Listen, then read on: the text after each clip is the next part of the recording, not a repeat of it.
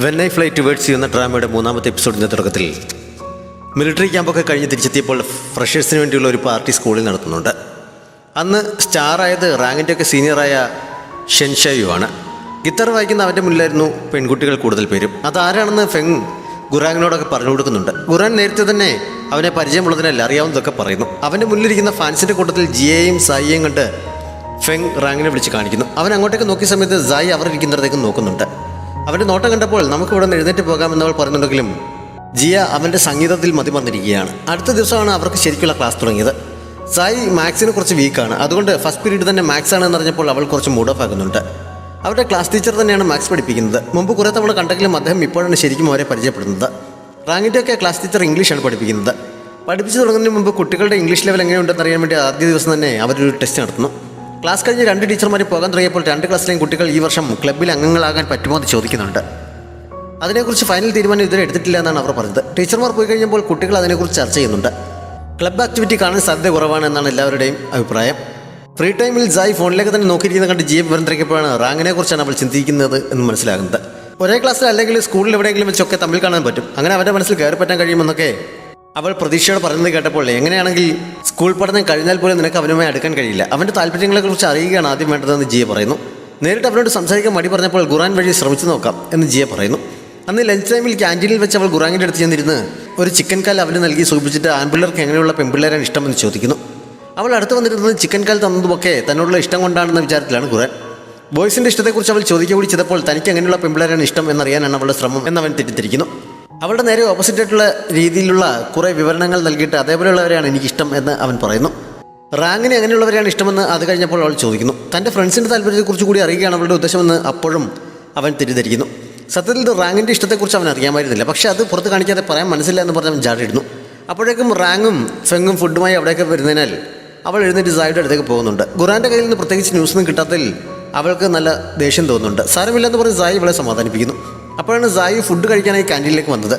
മുമ്പ് അവൻ ഗിത്താർ വായിച്ചപ്പോൾ തന്നെ ജിയ അവൻ്റെ വലിയ ഫാനായതാണ്. ഇപ്പോഴും അവൾ അവനെ തന്നെ ശ്രദ്ധിക്കുന്നുണ്ട്. ഖുറാൻ ഇരുന്നതിൻ്റെ കുറച്ച് പുറകിലായിട്ടാണ് സായി ഇരുന്നത്. അവൾ അങ്ങോട്ടേക്ക് തന്നെ നോക്കിയിരിക്കെ കണ്ടപ്പോൾ അവൾ തന്നെയാണ് ശ്രദ്ധിക്കുന്നതെന്ന് ഖുറാൻ വിചാരിക്കുന്നു. അതുകൊണ്ട് അവൻ മസിൽ പിടിച്ചിരുന്നാണ് ഫുഡ് കഴിച്ചത്. റാങ്കിന് എങ്ങനെയുള്ള പെൺകുട്ടികളാണ് ഇഷ്ടമെന്ന് ഖുറാൻ ഇടയ്ക്ക് ചോദിക്കുന്നു. എനിക്കങ്ങനെ പെൺകുട്ടികളോടൊന്നും ഇഷ്ടമില്ല എന്നവൻ പറഞ്ഞപ്പോൾ അങ്ങനെ വരാൻ സാധ്യതയില്ലല്ലോ, നീ ഒന്ന് ആലോചിച്ച് നോക്കാൻ പറഞ്ഞ് അവന് ഫെങ് കൂടി നിർബന്ധിക്കുന്നു. അവസാനം സഹി കെട്ട് വീട്ടിലെ പെറ്റായ സുസുവിനെ മനസ്സിൽ വിചാരിച്ചുകൊണ്ട് അവൻ ഒരു കാഴ്ച കാണിച്ചു. നീണ്ട മിനുസമുള്ള തലമുടി വേണം, നല്ല വലിപ്പമുള്ള വട്ട കണ്ണുകളായിരിക്കണം, എപ്പോഴും അനുസരണയോടെ എൻ്റെ കൂടെ ഉണ്ടാകണം, സ്മാർട്ടായിരിക്കണം, സ്പോർട്സിൽ നല്ല താല്പര്യമുള്ള കൂട്ടത്തിലായിരിക്കണം, നന്നായി ഫുഡ് കഴിക്കുന്ന കൂട്ടത്തിലായിരിക്കണം എന്നൊക്കെ അവൻ പറയുന്നുണ്ട്. ഖുറാൻ പറഞ്ഞറിഞ്ഞതിനെക്കുറിച്ച് അറിഞ്ഞ ജിയ അന്ന് വൈകിട്ട് സായിയെ വിളിച്ച് വിവരം പറയുന്നു. അവൾ അടുത്ത ദിവസം മുതൽ റാങ്കിൻ്റെ ടൈപ്പിലേക്ക് മാറാനുള്ള ശ്രമം തുടങ്ങുന്നു.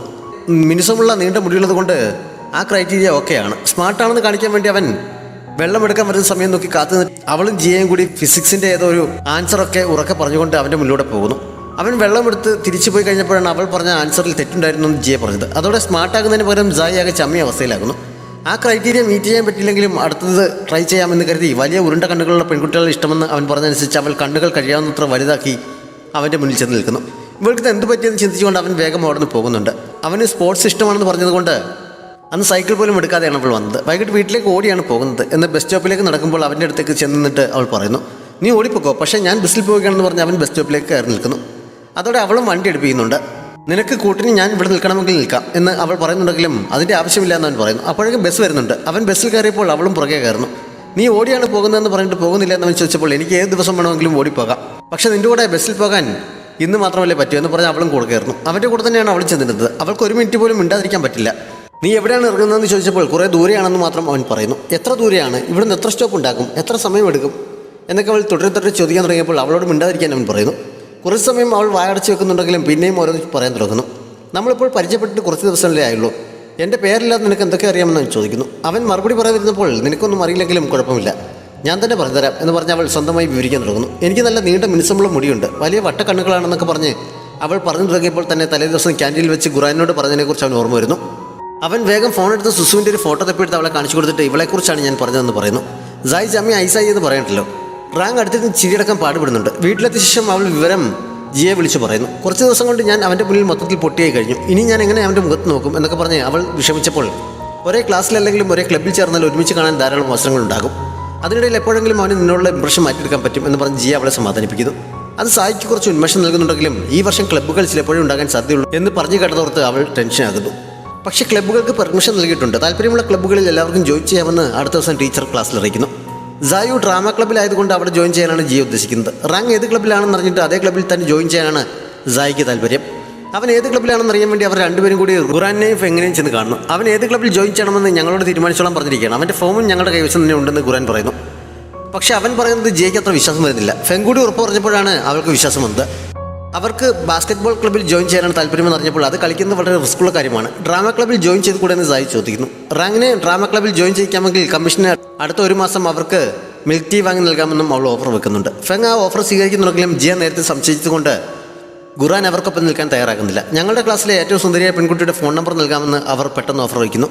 അത് കേട്ടതോടെ അവനും ഡീലിന് റെഡിയാക്കുന്നുണ്ട്. ഫെങ്ങിൻ്റെ മുത്തശ്ശിക്ക് സ്കൂളിനടുത്തൊരു ചെറിയ ഷോപ്പുണ്ട്. റാങ്ങും ഖുറാനും ഫെങ്ങിനൊപ്പം വൈകിട്ട് അവിടെ ഇരുന്ന് ഏതോ ഡെസേർട്ട് ട്രൈ ചെയ്ത് നോക്കുമ്പോഴാണ് സായും ജിയും കൂടി അവിടെ എത്തിയത്. അവർ തങ്ങളെ ഫോളോ ചെയ്ത് വന്നതാണെന്ന് ഖുറാൻ പറയുന്നുണ്ടെങ്കിലും റാങ് അത് സമ്മതിച്ചു കൊടുക്കുന്നില്ല. സായിക്ക് അങ്ങനെ അഭിനയിക്കാനൊന്നും അറിയില്ല എന്നവൻ പറയുന്നുണ്ട്. അവർ ഫെങ്ങിൻ്റെ ഫ്രണ്ട്സ് ആണെന്ന് അറിഞ്ഞപ്പോൾ മുത്തശ്ശി അവരെ കുറച്ചുകൂടി കാര്യമായി ട്രീറ്റ് ചെയ്യുന്നു. അവർ ഓർഡർ ചെയ്ത സാധനം റെഡിയാകുന്നിടയിൽ മുത്തശ്ശി അവരുടെ വിശേഷങ്ങൾ ചോദിക്കുകയും പറയുകയും ഒക്കെ ചെയ്യുന്നു. ഈ മുത്തശ്ശി ആരെ കണ്ടാലും ഇങ്ങനെയാണ്, എന്നെക്കുറിച്ച് പുകഴ്ത്തി പറഞ്ഞുകൊണ്ട് എന്നൊക്കെ കുറച്ച് അപ്പുറത്തിരുന്ന് അവരെ വാച്ച് ചെയ്യുകയായിരുന്ന ഫെങ് ബാക്കി രണ്ടുപേരോടും പറയുന്നു. സത്യത്തിൽ അവൻ കുട്ടിക്കാലത്ത് ബെഡിൽ കിടന്ന് മുള്ളിയതും മറ്റുമായിരുന്നു മുത്തശ്ശി അവരോട് പറഞ്ഞുകൊണ്ടിരുന്നത്. ഇടയ്ക്ക് മുത്തശ്ശി തന്നെ നോക്കുന്ന കണ്ടപ്പോൾ മുത്തശ്ശിക്ക് എന്നെക്കുറിച്ച് നല്ല അഭിപ്രായമാണെന്നാണ് തോന്നുന്നത്. അതായിരിക്കണം അവരോട് പറയുന്നതെന്ന് ഖുറാനും പറയുന്നുണ്ട്. റാങ് ആരോടും അധികം സംസാരിക്കുന്നത് കൊണ്ട് അവനെക്കുറിച്ച് മുത്തശ്ശിക്ക് നല്ല അഭിപ്രായമൊന്നും ഉണ്ടായിരിക്കാൻ സാധ്യതയില്ല എന്നും അവൻ പറയുന്നു. പക്ഷേ നേരെ തിരിച്ചായിരുന്നു മുത്തശ്ശിയുടെ അഭിപ്രായം. ഖുറാനെ മുത്തശ്ശി അത്ര പിടിച്ചിട്ടില്ല. റാൻ നല്ലവനാണെന്ന് തോന്നുന്നു എന്ന് അവരോട് പറയുകയും ചെയ്യുന്നു. അവർ അവിടെ നിന്ന് പിരിഞ്ഞു പോയപ്പോഴേക്കും നേരം വൈകി തുടങ്ങിയിരുന്നു. സായി എന്ന റാങ്ങിനൊപ്പം ബസ് സ്റ്റോപ്പിലേക്ക് ചെല്ലുന്നു. നിനക്ക് സ്പോർട്സ് ഇഷ്ടമാണെന്ന് പറഞ്ഞിട്ട് ഇന്ന് വീട്ടിലേക്ക് ഓടിപ്പോകുന്നില്ലേ എന്ന് അവൻ ചോദിക്കുന്നുണ്ട്. നിന്റെ കൂടെ ബസ്സിൽ കയറി വീട്ടിലേക്ക് പോകുന്നതും ഒരു തരത്തിലുള്ള സ്പോർട്സ് ആണെന്ന് പറഞ്ഞ് തൽക്കാലം അവൾ തടുത്തപ്പുന്നു. ബസ്സിൽ കയറിയ സമയത്ത് അവൻ്റെ സ്റ്റുഡൻറ് കാർഡിൽ ക്യാഷ് ഇല്ല എന്ന് കണ്ടപ്പോൾ അവൻ്റെ ക്യാഷ് കൂടി അവൾ കൊടുക്കുന്നുണ്ട്. അന്നും ഒരുമിച്ചാണ് അവർ ഇരുന്നത്. കുറച്ച് കഴിഞ്ഞപ്പോൾ ബസ്സിൽ തിരക്കാകുന്നു. അതിനിടയിൽ ഒരാൾ അടുത്തുനിന്ന് പെൺകുട്ടിയെ കയ്യിൽ പിടിക്കുകയും അടുത്തേക്ക് നീങ്ങി നിൽക്കുകയും ഒക്കെ ചെയ്ത് അവളെ ശല്യം ചെയ്ത് ശ്രദ്ധിച്ച സായി ഒരു പേടിയുമില്ലാതെ ഇത് ചോദ്യം ചെയ്തു. പക്ഷേ അയാൾ തൻ്റെ ഭാഗത്തൊരു തെറ്റും സംഭവിച്ചിട്ടില്ല എന്ന രീതിയിൽ അവളെ മോശക്കാരിയാക്കി പ്രതികരിക്കുന്നു. നിങ്ങൾ ശല്യം ചെയ്യുന്നത് ഞാൻ നേരിട്ട് കണ്ടതാണെന്ന് സായി പറഞ്ഞപ്പോൾ അവൾ വെറുതെ തന്നെ മോശക്കാരിയാക്കാൻ ശ്രമിക്കുകയാണ്. മറ്റാരും അത് കണ്ടില്ലല്ലോ എന്ന് പറഞ്ഞ് അയാൾ അവൾക്ക് നേരെ തിരിയുന്നു. വേറെ ആരെങ്കിലും അവൾ പറയുന്നത് പോലെ താൻ ചെയ്യുന്നത് കണ്ടോ എന്ന് ബസ്സിലെ മറ്റ് യാത്രക്കാരോട് വിളിച്ചു ചോദിക്കുകയും ചെയ്യുന്നു. പക്ഷേ ആരും മറുപടി നൽകാൻ തയ്യാറാകുന്നില്ല. അപ്പോഴാണ് ഞാൻ കണ്ടു എന്ന് പറഞ്ഞ് റാങ് അവളെ സപ്പോർട്ട് ചെയ്തത്. അതോടെ വേറെ കുറേ യാത്രക്കാരും ഞങ്ങൾ കണ്ടു എന്ന് പറഞ്ഞ് സപ്പോർട്ട് ചെയ്യുന്നു. എല്ലാവരും കൂടി വണ്ടി സ്റ്റേഷനിലേക്ക് വിടാനും ആവശ്യപ്പെടുന്നുണ്ട്. അതോടെ അയാൾ വേഗം അടുത്ത സ്റ്റോപ്പിൽ ഇറങ്ങുന്നു. ഇങ്ങനെ പ്രതികരിക്കാൻ പേടിയൊന്നും തോന്നിയില്ലെന്ന് റാങ് സായോട് ചോദിക്കുന്നു. നീ കൂടെ ഉള്ളത് കൊണ്ടാണ് എനിക്കിത്ര ധൈര്യം വന്നത്. എന്തെങ്കിലും സംഭവിച്ചാലും നീ എന്നെ സപ്പോർട്ട് ചെയ്യുമെന്ന് എനിക്ക് അറിയാമെന്ന് അവൾ പറയുന്നു.